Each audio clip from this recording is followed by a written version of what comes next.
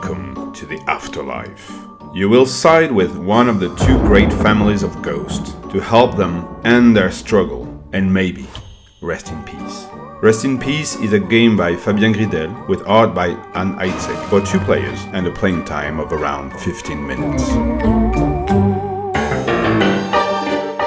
To win this never-ending war, you will need to control the majority of either the castles or the manors.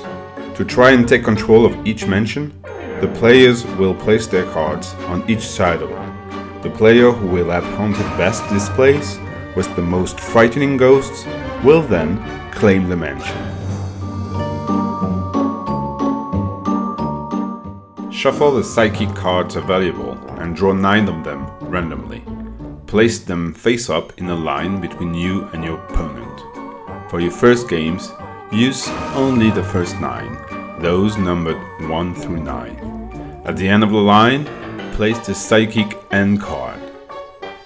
Shuffle the 10 mention tokens, manors or castles, and place them face up on each of the 10 psychic cards. Each player shuffles a ghost deck of 21 cards and places it face down in front of them. Then they draw 5 cards.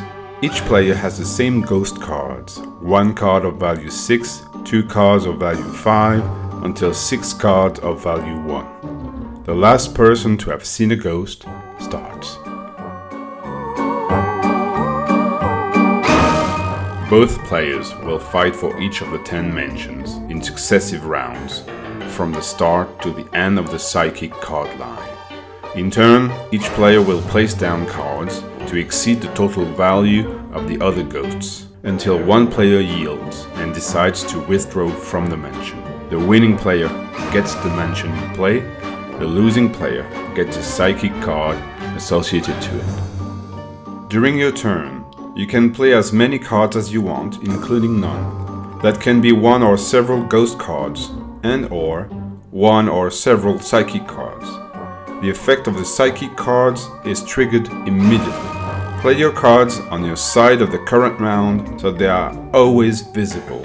Played cards stay visible until the end of the game. At the end of your turn, either the total value of your cards, including the effect of the psychic cards, is higher than your opponent's by at least 1 point. In that case, it is their turn to play. Or it is not the case, and you must withdraw from the mansion. You lose this round, and your opponent wins it. The winner gets the mansion token, the loser gets the psychic card of the round and keeps it in front of them face up. This card can be used in addition to ghost cards in a future round. Each player then draws 2 additional ghost cards and adds them to their hand. The player who withdrew from the mansion can, but does not have to, play a ghost card from their hand face down or a psychic card face up on the 10th round. The psychic card will be activated during the 10th round. You instantly win the game as soon as you obtain 4 manor tokens or 3 castle tokens. After the 9th round, if no one has reached one of the winning conditions, then each player reveals their cards placed face down on the 10th round. If the total value of your cards is the highest, then you gain the mention token. If none of the winning conditions are met, then the player who won the 10th round is the winner of the game. In case of a tie on that 10th round, it is cancelled and the player with the most mention tokens wins the game. In case of a new tie, the endless fight between the 2 families continues. You'll find the description of all the psychic cards in the rulebook. A player aid explaining the iconography is available for each player, and a summary of a game turn is available on the back of the rulebook. Now, it's high time to scare some people. Good game!